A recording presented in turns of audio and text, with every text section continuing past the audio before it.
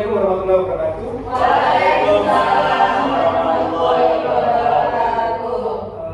Terima kasih Bapak Ibu atas kedatangannya pada siang hari ini. Di sini nanti saya Dr. Suwandoyo selaku calon guru penggerak Angkatan 11 Kota Surabaya akan melakukan diseminasi tentang pembahasan pemahaman dan penerapan pengalaman budaya positif di sekolah kita. Sebelum kita mulai diseminasi pada pagi hari ini, silakan Pak Nasir bisa memimpin doa terlebih dahulu. Baik, terima kasih. Assalamualaikum warahmatullahi wabarakatuh. Sebelum kita mulai diseminasi hari ini, mari kita berdoa agar diberikan pelajaran yang makbul dan hasil maksimal. Berdoa dimulai.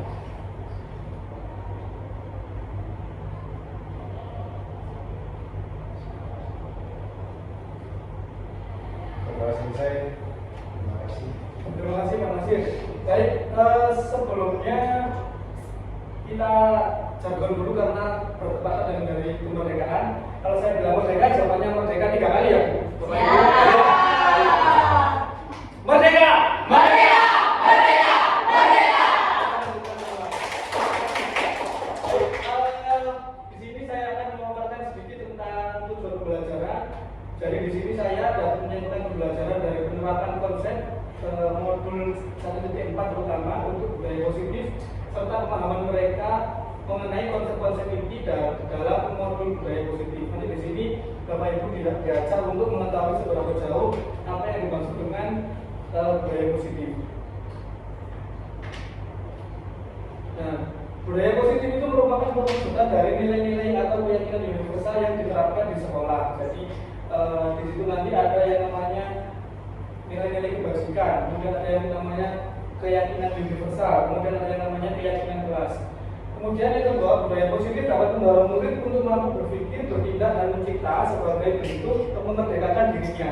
Jadi pada pagi hari ini kita merdeka, maka kita sebagai guru juga harus membuat siswa itu menjadi merdeka.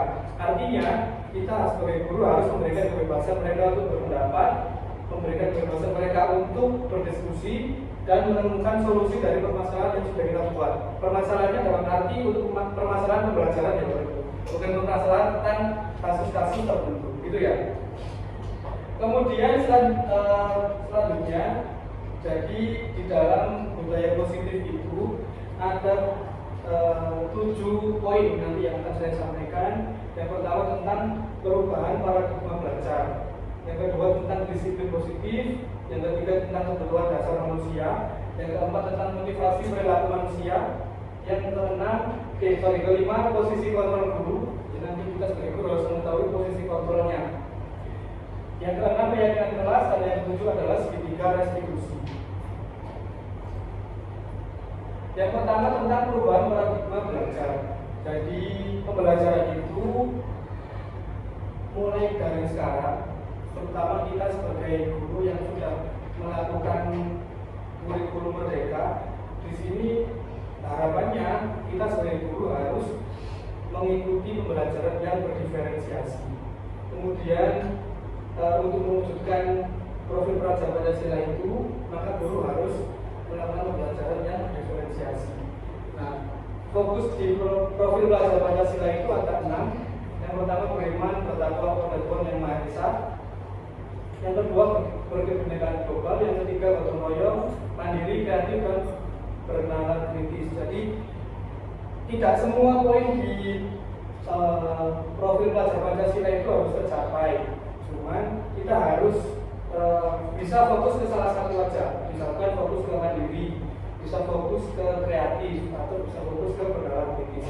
Kalau masalah beriman bertakwa itu kan bisa kita nilai, kalau beriman bertakwa bisa di guru PAI gitu ya, atau guru PKN. Kalau yang berkebinekaan global bisa di guru PKN gitu.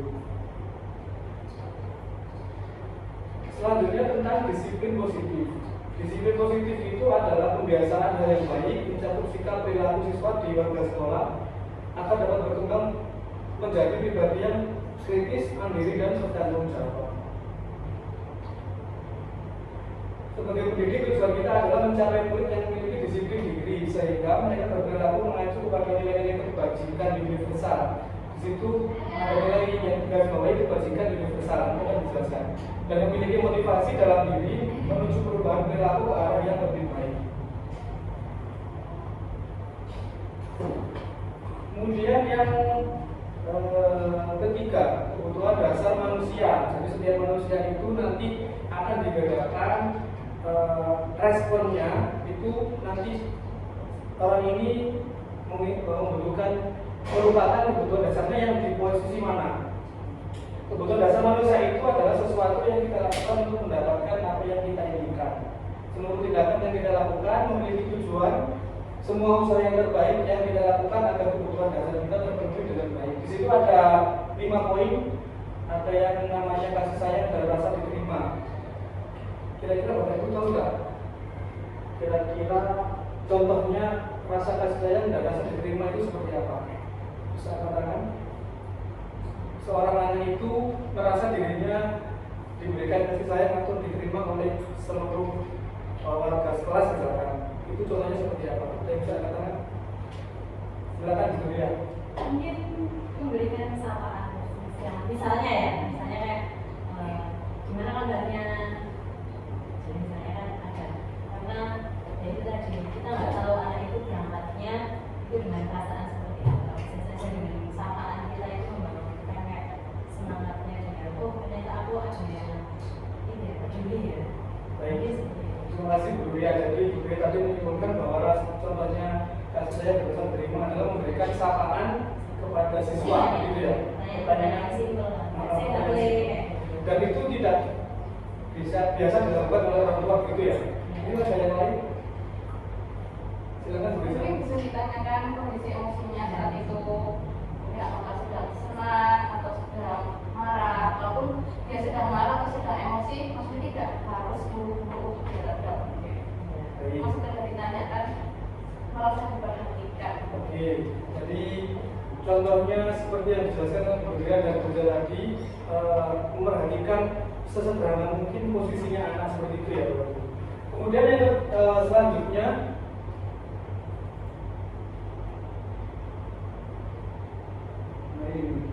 tadi sudah kasih sayang dan rasa diterima sudah. Kemudian yang bertahan hidup, saya kembalikan lagi biar ada hidup. Yang bertahan hidup, misalkan apa? Bertahan hidup contohnya, saya bisa menyampaikan. Tadi sudah saya kasih bukti, cuma nggak boleh nyampe lagi. Coba saya Silakan Bu Is. bertahan hidup mungkin meliputi sandang pangan papan ya kalau untuk siswa. Jadi biasanya anak-anak itu kan datang sekolahnya pagi sekali. Salah satu kebutuhan yang harus mereka dapatkan atau harus mereka penuhi itu adalah kebutuhan makan. Anak-anak itu pasti kalau sebelum pembelajaran itu izin, Bu, saya boleh makan dulu nggak? Kalau saya nggak makan, saya nggak bisa belajar atau mungkin saya nanti malah nggak bisa fokus. Nah itu menurut saya salah satu kebutuhan bertahan hidup yang memang harus kita berikan ke siswa, karena kita nggak bisa menyamakan siswa bahwa wah karena ini makannya nanti aja itu udah punya pelajaran. Jadi kita nggak tahu seperti apa kondisi mereka. Baik, terima kasih. Tadi bertahan hidup tadi intinya bagaimana cara kita bertahan hidup. Salah satunya yang paling krusial itu adalah makanan. Jadi kalau siswa itu tidak sarapan, nanti bisa jadi siswa itu tidak fokus dalam belajar. Itu juga hal kecil yang perlu kita perhatikan sebagai guru. Kemudian yang selanjutnya tentang kekuasaan. Ada yang bisa mengungkapkan pendapat tentang kekuasaan? Jadi seorang anak itu akan merasa dia berkuasa. Belum? Mungkin jadikan ketua kelompok mungkin. Jadi ketua kelompok. Nanti kita lihat di slide berikutnya ya. Oke. Untuk kesenangan. Mungkin ada yang bisa kesenangan Diberikan candaan, diberikan candaan, humor. diajak bernyanyi lagu anak-anak. Diajak ya. Pembelajaran itu Pembelajaran games. Ya juga bisa. Dengan metode pembelajaran yang asik mungkin untuk anak-anak. Untuk belajar yang asing, tidak membosankan ya. Ya. Kemudian kebebasan. Di kelompok sendiri. Memilih kelompok sendiri. Iya, ketika ada pembelajaran yang Ada pembelajaran. diskusi satu kelompok bisa memilih kelompoknya sendiri, anggota kelompoknya sendiri. memilih kelompoknya sendiri. Ya, kelompoknya sendiri. Ada yang lain? Kebebasan menyampaikan pendapat. Pendapat, baik. Ada yang lain? Ya, jadi yang disebutkan tadi kita lihat di sini. Nah, ini adalah kebutuhan dasar manusia. Yang pertama bertahan hidup itu berupa makanan, pakaian, tempat tinggal, keamanan, kesehatan. Jadi yang disebutkan beli tadi sandang, pangan, papan itu merupakan kebutuhan dasar untuk bertahan hidup. Kemudian penguasaan. Di situ ada harga diri, keinginan untuk dianggap, memimpin, berprestasi, diakui dan didengar. Salah satu contohnya tadi sebagai ketua kelas itu adalah diakui ya itu. Misalkan ketua kelompok, jelas di situ tertulis ketua kelompok, ada pengakuan di situ. Kemudian keinginan itu dianggap, jadi anak-anak menganggapnya dia ketua kelompok ya sudah berarti dia harus posisinya dianggap. Kemudian kebebasan, mandiri, memiliki pilihan, mencoba hal baru dan mampu mengendalikan arah dirinya. Jadi yang disebutkan istimewa tadi memiliki pilihan, jadi memiliki kelompok, kemudian memberikan kebebasan untuk berpendapat juga masuk di situ. Kasih sayang dan rasa diterima, dipedulikan, berbagi, kerjasama dan menjadi bagian dalam kelompok. Jadi yang disebutkan Bu Nuria tadi, memberikan sapaan kepada anak, memberikan pertanyaan tentang bagaimana kabarnya hari itu menjadi sebuah kebutuhan kasih sayang atau rasa diterima. Kemudian kesenangan, di situ ada bermain, humor, antusias, dan tertawa. Bisa jadi dengan pembelajaran yang asik tadi, anak-anak itu menjadi lebih fokus dan nanti hasil belajarnya akan lebih meningkat. Gitu.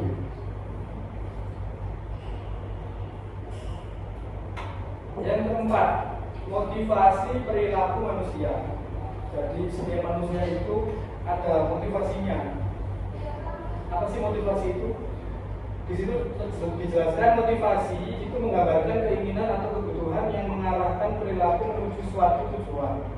Selain motif biologis, motivasi dapat bersifat intrinsik atau timbul dari internal atau ekstrinsik timbul dari faktor eksternal. Di situ ada 3 bagian. Yang pertama untuk menghindari ketidaknyamanan atau hukuman. Jadi motivasinya anak itu untuk menghindari ketidaknyamanan atau hukuman. Ada yang bisa memberikan contoh kira-kira seorang anak itu memilih atau mempunyai motivasi untuk menghindari ketidaknyamanan atau hukuman itu seperti apa? Silakan Bilis. Mungkin contohnya anak-anak yang datang terlambat. Jadi karena mereka takut dihukum oleh guru piket sehingga mereka termotivasi untuk datang sebelum jam 6:30. Karena kalau mereka datang melewat dari jam 6 itu pasti mereka akan dapat hukuman. Jadi mereka termotivasi bangun pagi berangkat tepat waktu untuk menghindari hukuman. Itu menurut saya. Jadi terima kasih Bu, jawabannya luar biasa. Jadi untuk yang menghindari ketidaknyamanan tadi, seorang anak itu akan berusaha maksudnya dia itu bukan dari dirinya, maksudnya bukan dari saya datang terlambat karena itu kewajiban saya, bukan itu. Maaf, saya datang tepat waktu itu bukan merupakan kewajiban saya. Jadi mereka mikirnya seperti itu. Mereka datang tepat waktu itu karena terpaksa biar tidak dihukum. Itu salah satu contoh untuk menghindari hukuman. Itu ya Pak. Selanjutnya, untuk mendapatkan penghargaan atau pujian dari orang lain atau institusi. Yang bisa, silakan bisa.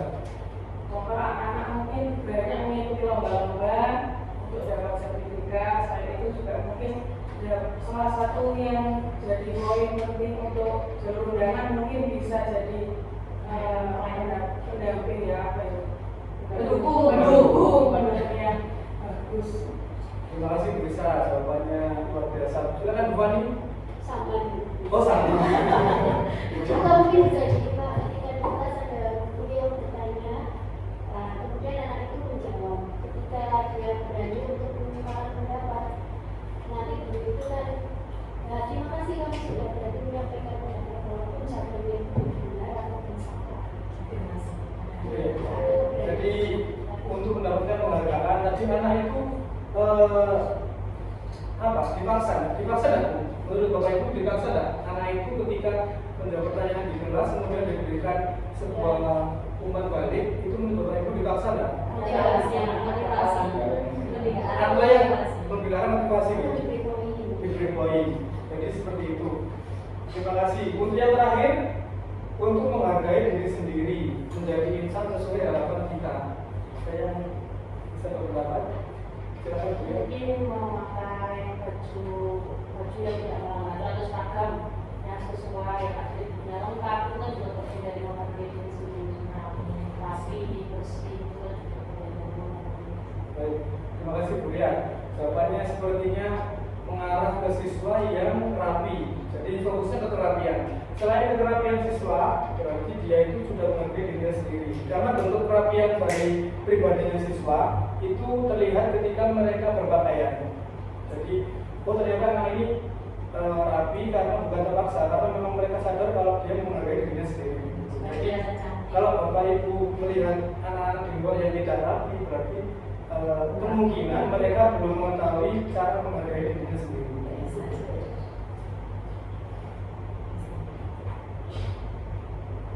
Nah, di sini ada yang namanya hukuman, ada yang namanya konsekuensi, ada yang namanya restitusi. Dari ketiga itu, pertama hukuman. Jadi hukuman itu tidak terencana, bisa datang tiba-tiba. Kemudian murid tidak tahu apa yang akan terjadi. Jadi ya tiba-tiba gitu aja. Yang selanjutnya bersifat satu arah. Jadi kalau misalkan saya sebagai guru memberikan hukuman kepada anak, anak itu tidak bisa membela. Jadi semua fokus ke gurunya. Kemudian berupa hukuman fisik atau psikis. Nah, mungkin Bapak Ibu yang barangkali pernah menghukum fisik, nah itu termasuk hukuman. Begitu. Kemudian konsekuensi yang pertama rencana atau disepakati sesuai peraturan. Jadi ada peraturan yang disepakati oleh semua warga sekolah. Yang kedua, murid tetap dibuat tidak nyaman. Karena konsekuensi itu murid masih aja tetap tidak nyaman. Karena ya mungkin barangkali dengan perilaku atau perkataan gurunya yang belum pas, belum murid seperti itu. Sikap guru selalu memonitor murid, jadi selalu memantau pergerakan murid itu kemana-mana. Kemudian yang terakhir restitusi gitu. Maaf, ikut dikit. Proses menciptakan kondisi bagi murid untuk memperbaiki kesalahan. Jadi ada semacam negosiasi antara guru dan murid untuk menciptakan sebuah solusi yang nanti win-win solution, jadi tidak merugikan satu sama lain. Kemudian proses kolaboratif yang mengajarkan murid untuk mencari solusi sendiri. Nah, nanti akan kita bahas di berikutnya.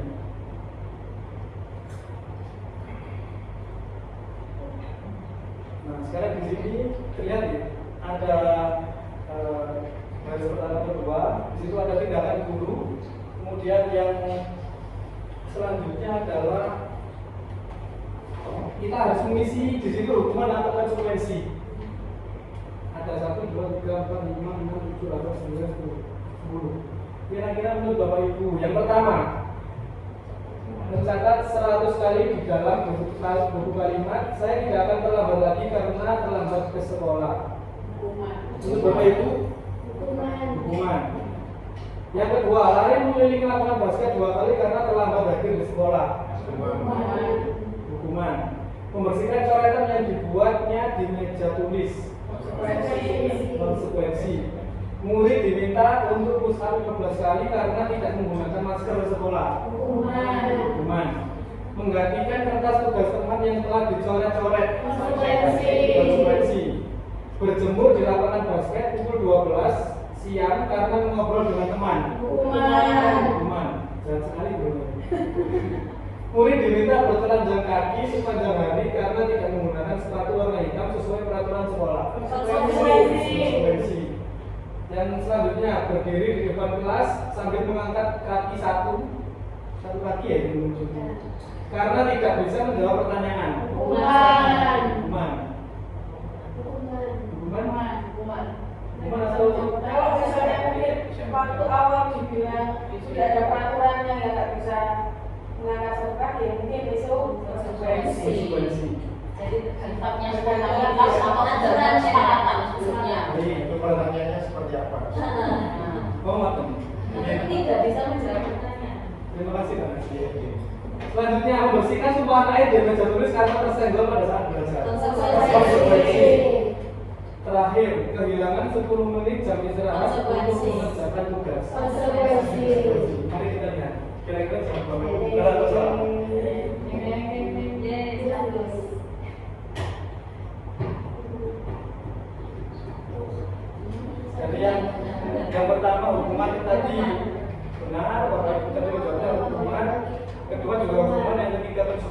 yang keempat hukuman. Semua. Nah, sepertinya Bapak Ibu yang saya ajak ke sini itu sudah paham sekali. Mudah-mudahan kita semua. Oke ya. Baik, selanjutnya. Nah, di sini kita sebagai guru ternyata ada 5 posisi kontrol kita sebagai guru. Nah, saya kenal dengan 5 ini ya sewaktu di sini. Saya sewaktu pendidikan ini baru mengenal 5 ini. Sebelumnya saya itu hanya mengenal tentang penghukum. Jadi kalau ada anak yang tidak mengerjakan, saya hukum apa? Mungkin hampir semua dari Bapak Ibu juga seperti itu. Jadi teman itu pun hanya sebagian berapa persen juga. Nah, yang belum kita lakukan mungkin saja yang bersifat kita memposisikan diri sebagai manajer. Ya, walaupun di sini Bapak Ibu sudah pernah, mungkin tidak tahu itu posisinya seperti apa.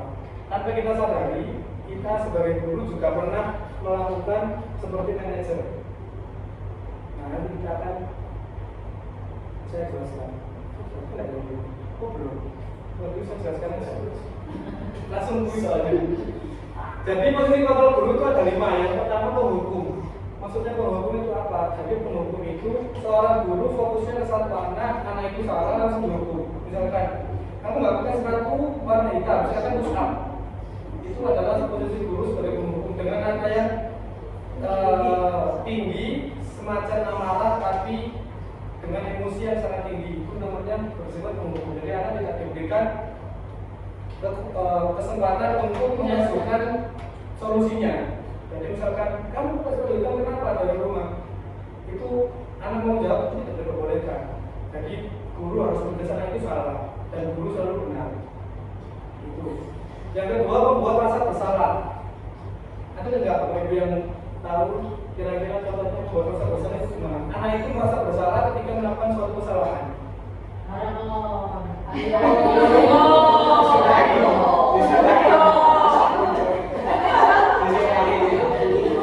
Itulah sama temennya. Kalau kita sebagai guru dengan murid dengan disudutkan. Contohnya gimana? Dibandingkan sama temannya mungkin. Dibandingkan sama temannya. Contohnya gimana, Bu? Jadi misal ada suatu pelanggaran yang dilakukan salah satu siswa, di mana siswa itu contohnya nggak pakai seragam gitu ya. Jadi seragam udah bener tak? Dia tahu kan teman-teman seragam kayak opo gitu kan. Dia akhirnya kan akan merasa oh yo seragamku kok beda. Kamu harusnya opo sebenarnya seragammu. Kalau kok peraturan sekolah nggak tahu kan seragam yang bener kayak apa. Ya udah kita kayak menjudge anak itu dengan aturan yang sudah tertulis tapi dia langgar terus jadi sama orang. Baik, terima kasih Bu Gis, jawabannya luar biasa sekali.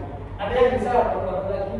Mungkin ini misalnya ada anak-anak yang berasa dengan baik, kemudian satu kelasnya dihukum sekalian. Misalnya ketika gara-gara kamu dan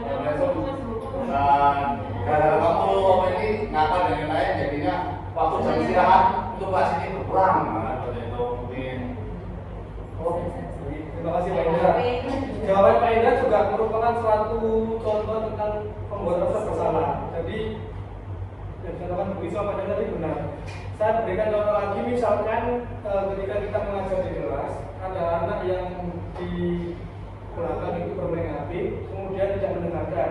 Anak ini tiba-tiba kita tidak tolong maju ke depan menjelaskan apa yang sudah kita perintahkan. Saya masuk ke kelasnya di depan. Ternyata anak itu tidak bisa. Di depan itu ya berdiri, tapi tidak bisa menjelaskan apa yang sudah kita jelaskan. Kemudian kita sebagai guru bilang, tuh, tadi kamu kemana aja? Kok nggak kasihan sama bapak atau ibu? Sudah menjelaskan panjang lebar, kamu nggak mendengarkan. Nanti kalau saya nggak bisa memberikan pembelajaran yang sesuai, nanti saya yang dimarahi kepala sekolah, saya yang dimarahi oleh wali murid seperti itu. Itu salah satu contoh membuat rasa bersalah ke siswa. Karena siswa itu akhirnya mikir, oh iya ternyata apa yang saya lakukan itu salah. Nanti Pak Guntur atau Bu Lisa atau Bu Is bahkan dimarahi Pak Zakaria sebagai kepala sekolah atau dimarahi oleh murid jika tidak bisa menyampaikan materi secara maksimal. Itu gitu. Kemudian sebagai teman, ada yang bisa Bapak Ibu silakan dibagi. Teman mungkin mendengarkan keluh kesahnya. Mendengarkan keluh kesahnya. Sebagai teman dan sebagai sebaya. Jadi mungkin di rumah kan dia tidak nyaman, ada anak-anaknya yang tidak nyaman dengan bapak ibunya dan cerita dengan temannya mungkin juga tidak percaya dengan sampel. Jadi biasanya itu kita sekarang dia ada masalah, kamu kenapa?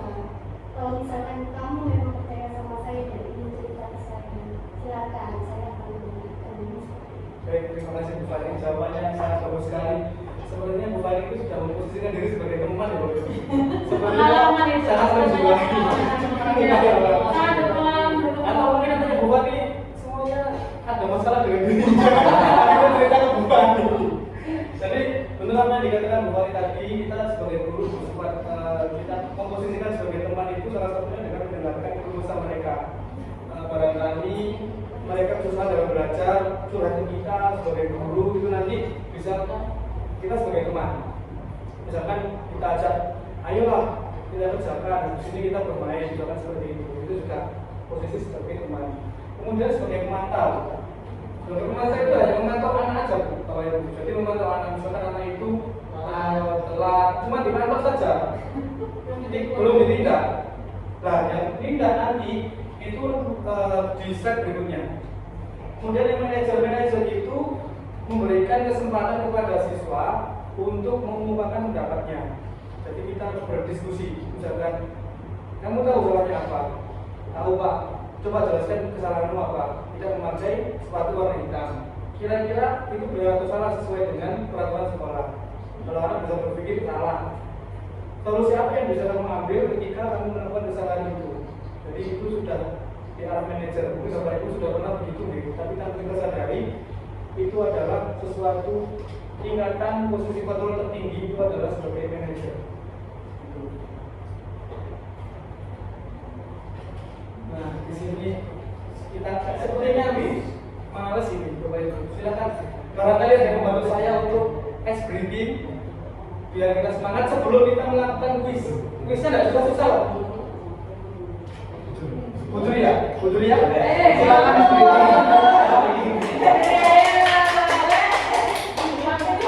Silakan Putri ya. Astagfirullahaladzim. Ya Allah. Ya Allah ya. Di depan ini gimana Bapak? Silakan.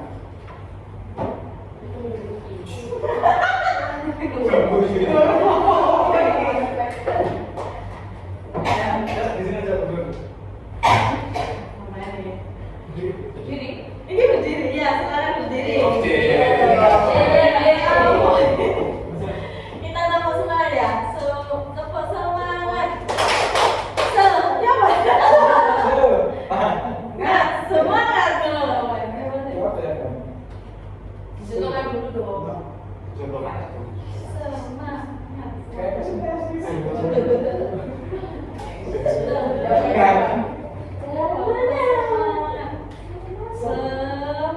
ya. Oke, tepuk semangat.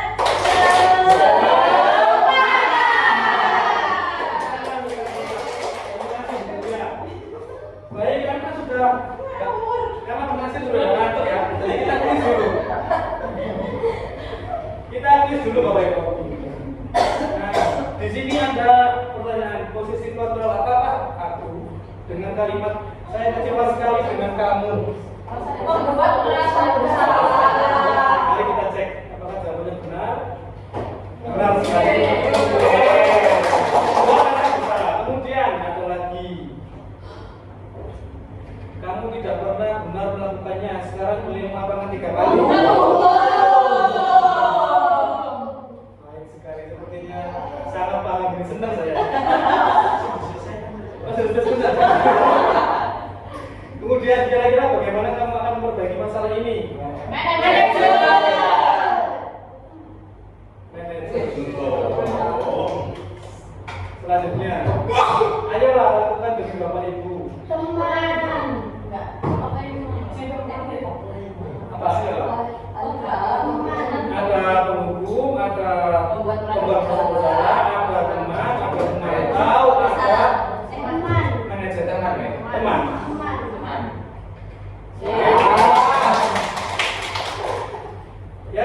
terakhir apa tadi? Ya, kamu terlambat 15 menit. Apakah kamu sudah mengerti konsekuensi yang dilakukan bila terlambat?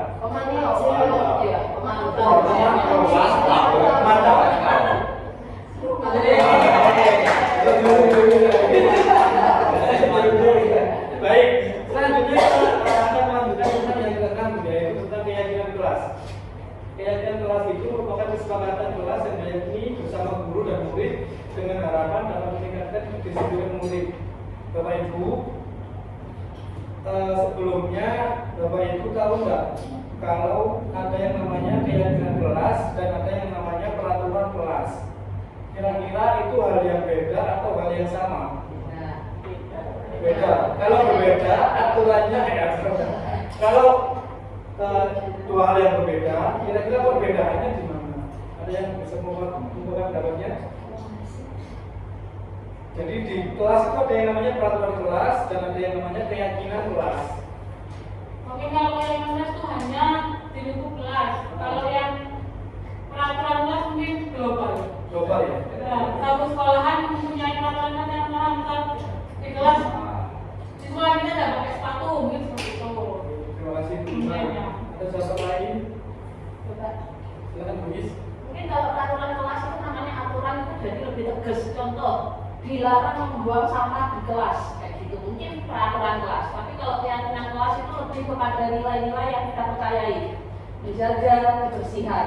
Jadi beda dari segi bahasa dan kayak lebih apa ya? Kalau misalnya lebih enak mana sih kita dilarang atau diberitahu bahwa ini loh nilai yang kita yakini kayak gitu sih. Terima kasih jawabannya Bu sama Bu Iman.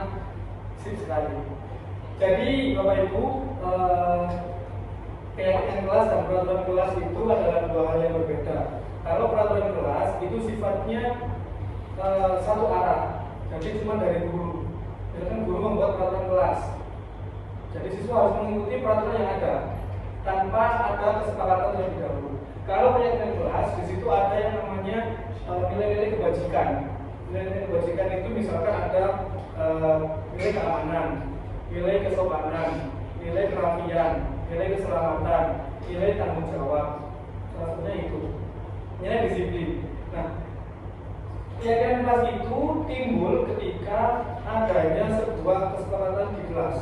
Misalkan tadi yang dibilang Boris, kalau peraturan kelas itu sifatnya ada kata-kata dilarang. Misalkan dilarang membuang sampah sembarangan, dilarang merokok di dalam kelas. Itu adalah peraturan kelas. Jadi peraturan kelas itu biasanya menggunakan kata-kata kalimat negatif. Kalau keyakinan kelas biasanya menggunakan kalimat positif. Misalkan dilarang mengambil, dilarang meletakkan buku sembarangan. Jadi untuk keyakinan kelasnya bisa mungkin letakkan buku pada tempatnya. Gitu. Kemudian kalau dilarang tidur di kelas, kira-kira apa keyakinan kelasnya? Kalimat keyakinan kelasnya di kelas.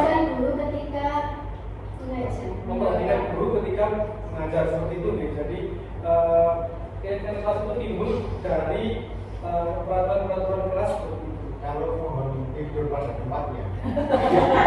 Kalau itu di rumah Bisa. Tapi kayaknya anak-anak tapi tidak tahu ya. Gimana itu beda nanti Pak? Kalau tidur pada tempatnya. Iya. Bawa kasur lah. Mereka bawa kasur lainnya sekolah boleh kan tidur di kasur, kasurnya di kelas tetap tidur. Di sini bapak ibu yang luar biasa ya. Sudah anak-anaknya sudah jauh ke depan. Selanjutnya, keyakinan kelas berupa pernyataan universal dibuat dalam bentuk positif dan bersifat abstrak. Keyakinan kelas hendaknya tidak terlalu banyak sehingga mudah diingat dan dipahami. Semua warga kelas berkontribusi dalam pembuatan keyakinan kelas lewat kegiatan mengutarakan pendapat. Jadi biasanya keyakinan kelas itu ditempel di kertas atau ditempel di dalam kelas itu ada sticky note-nya di situ. Menurut dosen 98, suatu keyakinan kelas akan lebih memotivasi diri dari dalam intrinsik. Seseorang akan lebih bersemangat untuk menjalankan keyakinannya daripada hanya sekedar mengikuti serangkaian peraturan. Jadi anak itu lebih cenderung lebih nyaman ketika adanya suatu keyakinan kelas. Jadi bukan aturan kelas gitu.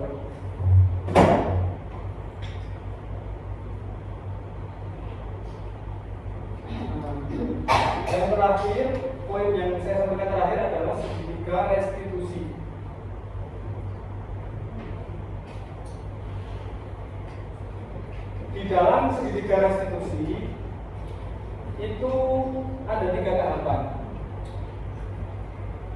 Dan disebut itu ya teman. Ada yang namanya menstabilkan identitas, kemudian ada yang namanya validasi tindakan yang salah, yang terakhir menanyakan keyakinan. Segitiga restitusi itu adalah suatu proses dialog yang dijalankan guru atau orang tua agar dapat menghasilkan murid yang mandiri dan bertanggung jawab.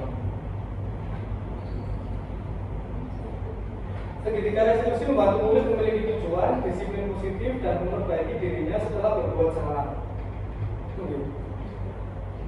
Jadi, apa sih segitiga restitusi itu? Segitiga restitusi itu adalah solusi untuk menyelesaikan suatu permasalahan.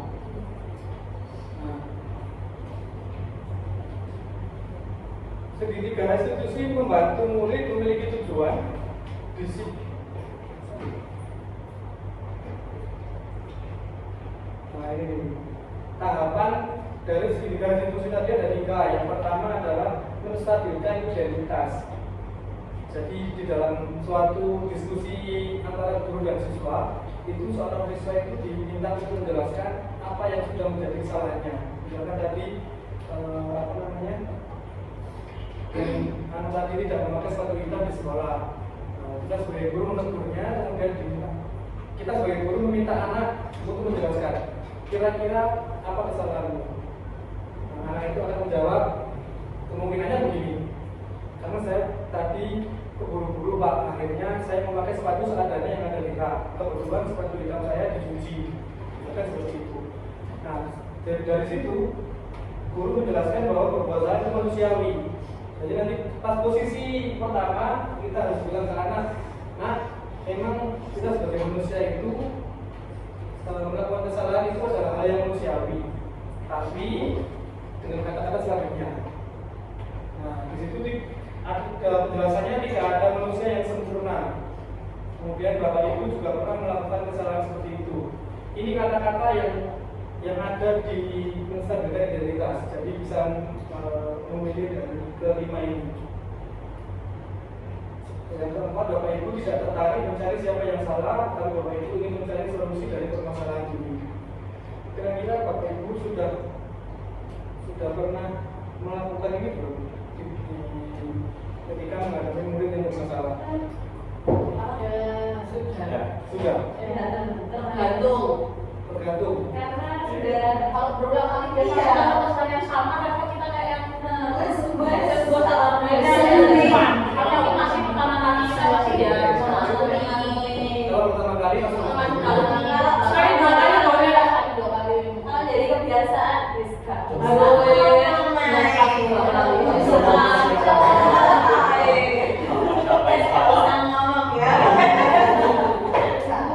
berarti gini kalau begini boleh nggak? Dari apa yang sudah disebutkan oleh Ibu tadi, saya menyimpulkan sendiri. Misalkan 1-2 kali boleh dilakukan, kemudian 3 sampai 4 dan seterusnya kita berposisi sebagai penghukum. Bisa. Menurut saya, Menurut Bapak Ibu, benar nggak kesimpulan dari saya? bisa. Sebenarnya nggak baik, itu nggak baik. Tapi kadang kalau pas Manusia, masalahnya manusia juga kalau punya saya tidak sempurna. Soalnya menjadi manajer terus Pak, terlalu banyak waktu yang terbuang seperti itu. Apalagi untuk anak-anak yang kesalahannya itu berulang-ulang gitu. yang sama diulangi oleh anak yang sama. Anaknya sendiri nggak belajar dari kesalahan. Dia udah menyampaikan solusi nggak dilakuin. Berarti kan harus diobok. Berarti Geleng-geleng kepala. kita sebagai guru harus bagaimana Bapak Ibu? Harus mendapatkan siswa mana yang kita hadapi. Kalau memang seperti contoh kelas 12 ya, kelas 12 yang 2 anak itu double, Iya. tidak bisa. Karena project manager Nggak bisa ya? Nggak bisa. Karena akan dipermainkan. selanjutnya Ya untuk yang selain itu, ya dan lain-lain masih bisa kita pakai manajer karena masih bisa dipercaya. Masih ada. istilahnya Tergantung lawan kita seperti apa? Tergantung Yang dihadapi siapa? murid itu yang dihadapi siapa dan yang mau diajak untuk berpikir. Ya, jadi dari tadi yang Bapak Ibu sampaikan, ternyata Bapak Ibu sudah melaksanakan apa yang namanya menstabilkan identitas yang ada di segitiga restitusi. Tapi Bapak Ibu tidak sadar kalau Bapak Ibu sudah mencapai tahap ini. Dari 5 ini Bapak Ibu, kira-kira yang Bapak Ibu lakukan, sering Bapak Ibu lakukan yang mana?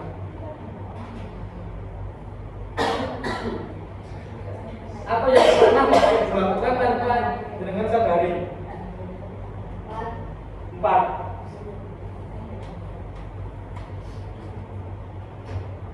Ibu pernah nggak menyampaikan kalau berbuat salah itu manusiawi? Pernah ya? Pernah. Tapi pernah jaga itu ya? Ya jadi kalau saya, dia malah menormalisasi bahwa perbuatan salah itu manusiawi gitu kalau saya, ya agak kurang pas. Mungkin kalau berbuat salah manusiawi bisa ketika anak itu di tingkat yang paling tinggi di sekolahnya, mungkin gitu Bu ya. Kalau saya pernah menyampaikan seperti itu, tapi di sekolah, karena di sekolah itu kalau di luar rumah, di luar sekolah, mereka kan tidak memiliki aturan yang masih. Saya seperti itu kalau Untuk yang poin pertama ini Pak ya. Yang ini loh Pak, saya bacakan nih, berbuat salah itu manusiawi. ya itu. Kenapa seperti itu? Pernah ya? Pernah, tapi di luar sekolah. Saya menyampaikannya jangan sampai dilakukan di sekolah. Karena sekolah memiliki peraturan. Terima kasih itu sudah pasti peraturan, meskipun tidak tertulis. Makanya anak yang kelas 10 itu mesti saya sampaikan pertama kali masuk peraturan yang biasanya saya sampai menghukum itu mesti saya sampaikan. Oke, terima kasih Pak Nasir. Jadi ternyata Pak Nasir sudah melakukan yang pertama ini, berbuat salah itu manusiawi, sudah pernah menyampaikan ke salah satu siswanya. Tapi Bapak Ibu tadi sudah pernah nih, itu poin keempat. Selanjutnya, yang kedua, memvalidasi tindakan yang salah. Ada 3 poin di situ. Kamu pasti punya alasan mengapa melakukan hal itu. Kemudian, padahal kamu bisa melakukan yang lebih buruk dari ini ya. Yang ketiga, kamu patut bangga pada dirimu sendiri karena kamu telah memiliki sesuatu yang penting buatmu. Kira-kira ada nggak Bapak Ibu yang pernah melakukan 3 poin ini? poin 2 saya. Poin 1. Bu Fani poin 1 sudah pernah, Bu Is poin 2 sudah pernah. Itu nih. Itu posisinya gimana Bu Fani? Bisa menceritakan ke saya? Ada anak yang saya terangkan, Ya. setiap hari. Kemudian saya tanya, kenapa kamu melakukan ini? Ternyata dia sebelum berangkat itu main HP. Kemudian saya kasih solusi, kalau itu nggak usah main HP sebelum berangkat. Nah, diturutilah sama dia. Ternyata setelah beberapa hari dia menuruti apa yang saya katakan, dia berhasil tidak terlambat. Tanya dulu, alasannya kenapa? Terima kasih Bu Fani. Jadi sepertinya Bu Fani itu sudah menerapkan posisi kontrol sebagai teman dan sudah melakukan 2 tahap di segitiga restitusi. Yang pertama tadi sudah di poin keempat, yang ini poin pertama. Sepertinya Bu Fani sudah hampir sempurna ini kayaknya. Sekali ngomong langsung diperhatikan. Ada Bapak Ibu yang bisa gimana Bu Is?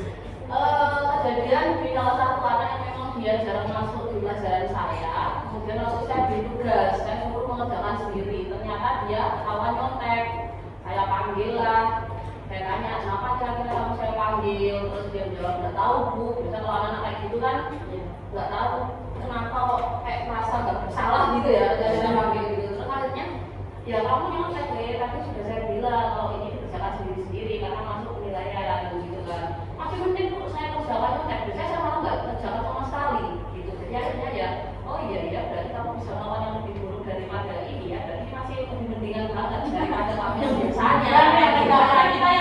Kita yang harus menurunkan ego. Kalau dituruti anak itu pasti akan semakin muridnya itu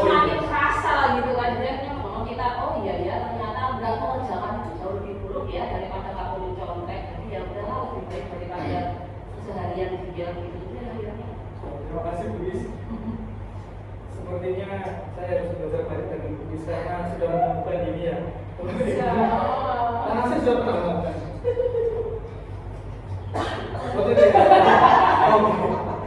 Sepertinya berhasil masih berhasil. Kayaknya pernah apa enggak ya? Bapak Ibu ada yang pernah melakukan ini selain Bu Fani sama Bu Iis?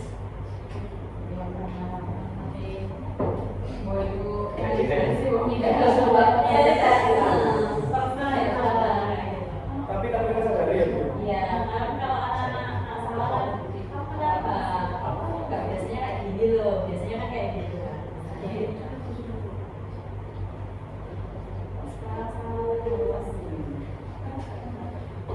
Nah, di sini ada yang tahapan terakhir dari segitiga restitusi tentang menanyakan keyakinan. Jadi di situ ada apa keyakinan kelas kita, nilai-nilai apa yang kita telah nilai-nilai apakah yang telah kita sepakati bersama. Seperti apa gambaran kelas yang ideal menurutmu? Dan yang terakhir, kamu mau jadi orang yang seperti apa? Bapak Ibu sudah pernah melakukan keempat dari poin ini? Sudah? Kalau misalkan ini saya tanya ya, Ya. ini kan apa tanya dulu keyakinan kelas, berarti sebelum kita melakukan segitiga restitusi ini berarti kita sudah punya keyakinan kelas di kelas. Iya. Jadi biasanya keyakinan kelas itu akan bisa diciptakan ketika biasanya awal masuk pembelajaran. Jadi misalkan saya sebagai wali kelas, pertama kali masuk di kelas itu kita harus membuat keyakinan kelas. Jadi dari peraturan kelas yang sudah saya buat itu, saya menurunkannya ke keyakinan kelas. Nah, keyakinan kelas itu, Bapak Ibu bisa saksikan di sebelah-sebelah itu, di belakang itu ada yang ditempel-tempel itu yang namanya keyakinan kelas. Iya. Kalau misalkan Bapak Ibu masih bingung, kalau misalkan Bapak Ibu bingung, kayak Bapak Ibu belum membuat sebuah keyakinan kelas.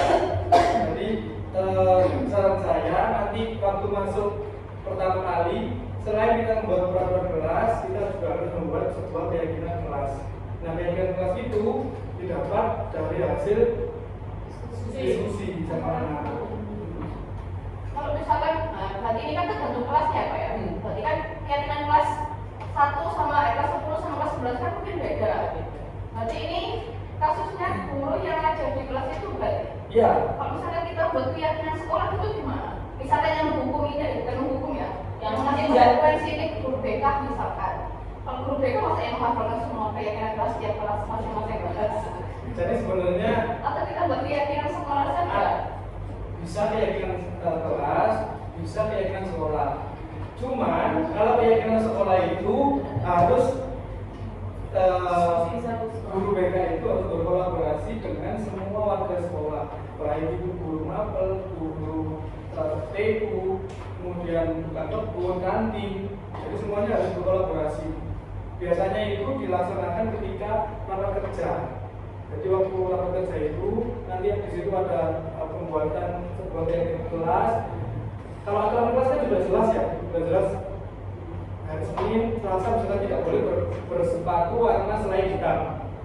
Nah, keyakinan kelasnya di situ nanti akan dibuat bersama. Jadi sama seperti anak-anak di kelas, ketika misalkan saya di sini memandu Bapak Ibu untuk membuat sebuah keyakinan kelas, itu nanti akan kita sepakati menjadi keyakinan kelas kita pada siang hari ini. Tapi kalau keyakinan sekolah berarti pada saat kita kumpul semua warga sekolah itu membuat sebuah keyakinan sekolah. Nah, di situ berarti guru BK itu harus bisa yang memang tadi kan sudah dijelaskan di kalau keyakinan kelas itu jangan pandang panjang supaya mudah diingat dan jangan banyak-banyak. Jadi ya maksimal 10 lah. Misalkan meletakkan buku pada tempatnya itu bisa ditaruh di kelas, di perpus atau di pojok interaksi, misalkan seperti itu. Kemudian meletakkan sepatu pada tempatnya, bisa di kelas, bisa di perpus, bisa di masjid seperti itu kan. Jadi ada apa namanya? Ada spot-spot tertentu ketika itu akan dibuat kelas. Itu bisa tuh. Jangan tidur di masjid. Kalau itu bukan nyari kelas kasih, kayak kita sekolah kasih itu peraturan kasih. Iya. Iya. Ada bapak ibu yang pernah sampai ke tahap ini? Membuat keyakinan. Menanyakan. Ya, pernah. Kalau misalkan peraturan, itu ada peraturan kan ya. Ini peraturan itu dibuat bersama-sama antara guru dan murid. Apa itu termasuk keyakinan? Kalau dia semacam dia bentuknya kalimat negatif, berarti itu peraturan namanya. Jadi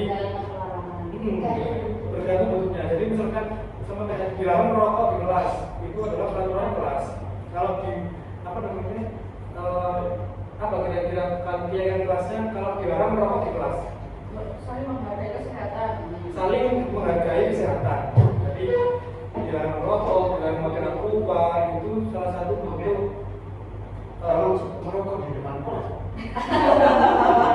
kalau merokok di kelas. Dalam kelas nggak boleh. Dalam kelas. Soalnya anak sekarang itu pintar-pintar makan. Makanya berarti tadi yang resolusi kedua tadi kamu berarti bisa melakukan yang lebih buruk ya dari ini ya. Kita sudah punya kan? Baru sadar ternyata. Ya jadi kalau misalkan apa yang dibilang Pak Nasir tadi berarti merokok di depan kelas boleh. Kira-kira boleh nggak Pak Ibu? Ya. Tidak boleh. Karena dalam kelasnya juga ada siswa yang lain, tapi kan tidak menghargai. Sedangkan merokok itu kan sudah negatif. Pak, ini keyakinan ini berlaku untuk murid saja atau guru juga sih Pak? Kalau untuk jenengan. Kalau di kelas berarti itu berlaku guru misalkan saya dengan semua. Di kelas ini tapi Saat saat di tidak. kelas. Kalau kita sudah dewasa sudah kita bergerak sendiri tanpa ada yang kita yakini. Yang kita yakini hanya Tuhan yang Maha Esa. Berarti kalau misalkan ini keyakinan sekolah berarti berlaku semua warga Semua warga sekolah entah itu TU, entah itu tukang kebun, entah itu jaga kantin, satpam itu juga harus meyakini keyakinan sekolah yang sudah kita buat. Seperti itu ya. Belum dijawab Bapak Ibu, pertanyaan saya ada belum? Ini tadi belum jawab ya? Yang tadi sudah pernah ke tahap ini? Sudah. Yang mana Bu Surya? Mungkin kamu mau jadi orang yang seperti apa sih? Sudah ya? Oke, kok kayak vaksin juga ada ngomong Ibu masuk ngomong besok gitu.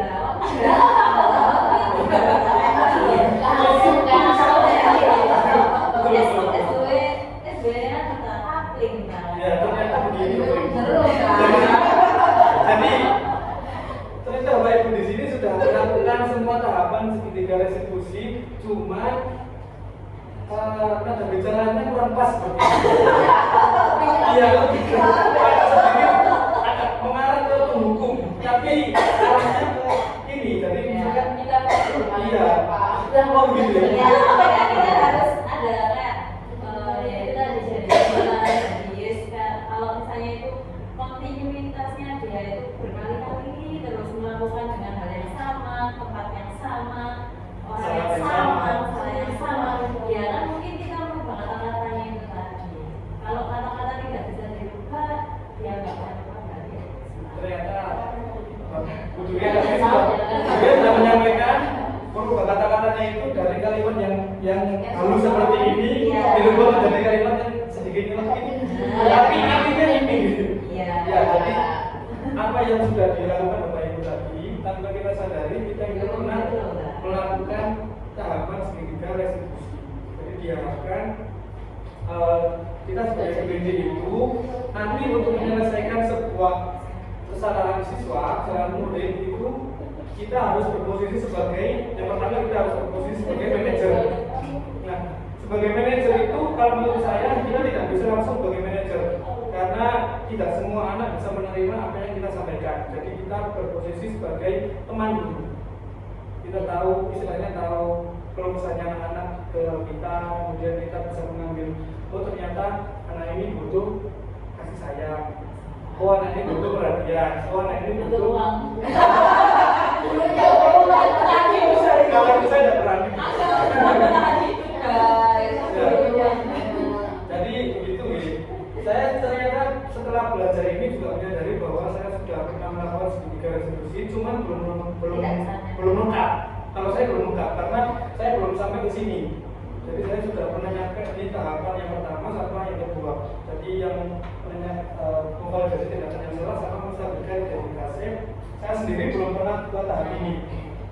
Ya, Kira-kira manusia nggak ada yang sempurna. itu tahapan pertama ya. Siap. Pak, berarti ketika situ sini harus urut. Apakah boleh di tahap pertama? Itu yang mau saya tanyakan Bapak.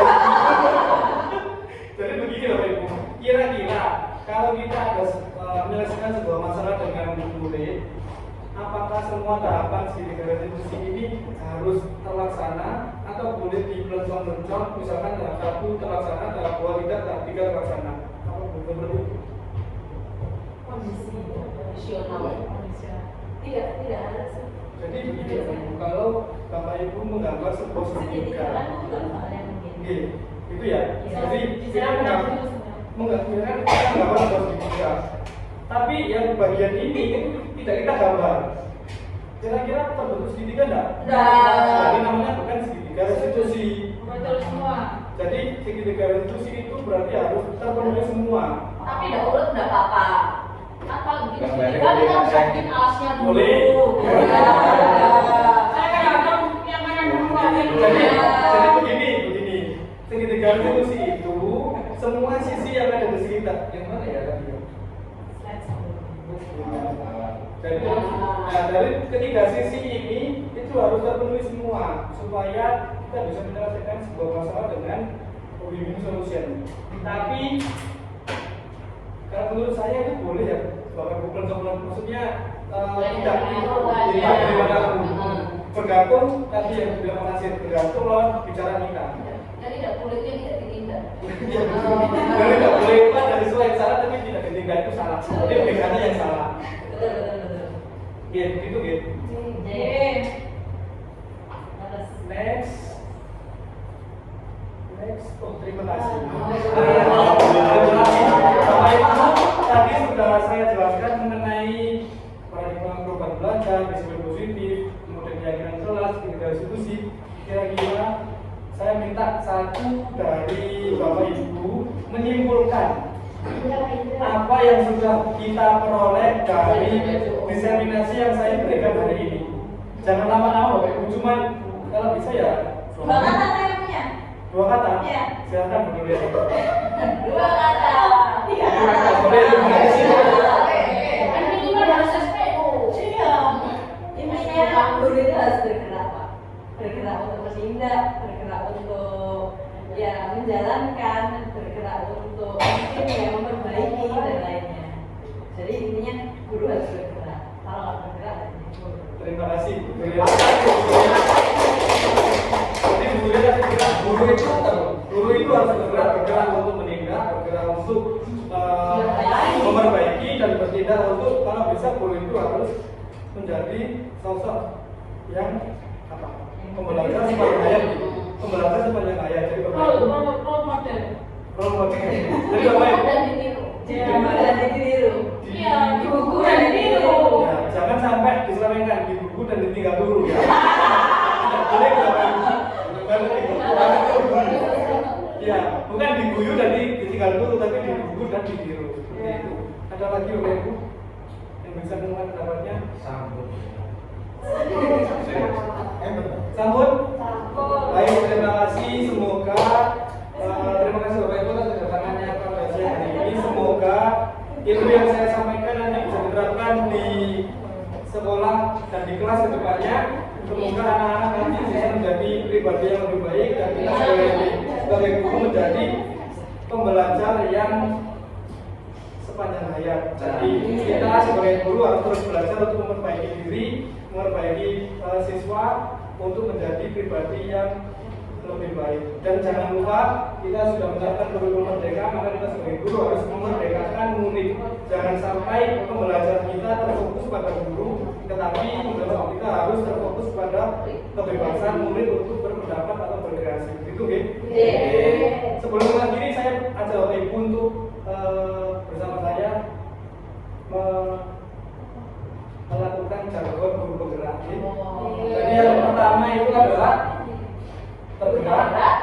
bergerak, Menggerakkan. salah, tergerak.